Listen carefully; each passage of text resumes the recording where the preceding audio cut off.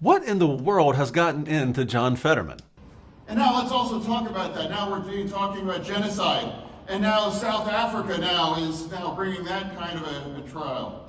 Maybe South Africa ought to sit this one out when they're talking about criticizing today. Sit it out.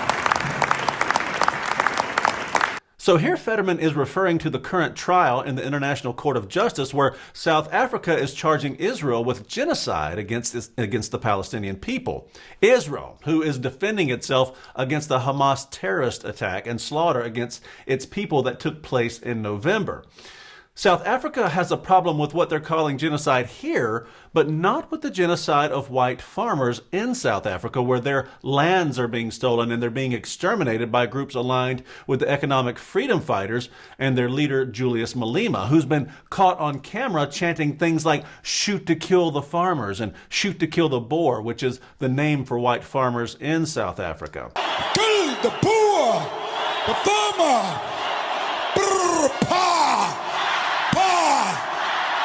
Now, you won't hear any other Democrats coming to the defense of whites in South Africa or anywhere in the world for that matter. So for Fetterman to go against the grain here seems like yet another strange example of some sort of evolving thought process similar to other recent Fetterman statements where he's advocated for things like controlling immigration and ousting his own party's Bob Menendez.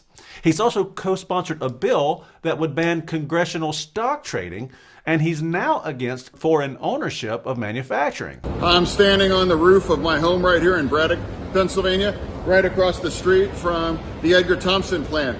And I just have to say it's absolutely outrageous that they have sold themselves to a foreign nation and a company.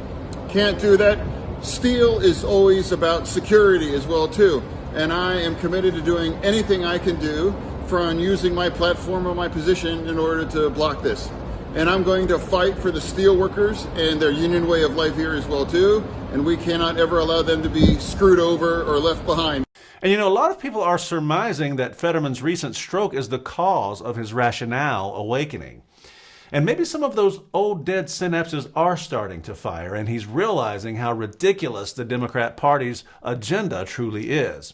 But you know, we had another senator who also suffered a stroke recently, and God bless them both. But you can only hope that Mitch McConnell's stroke might also cause his pro-America synapses to start firing again. For real.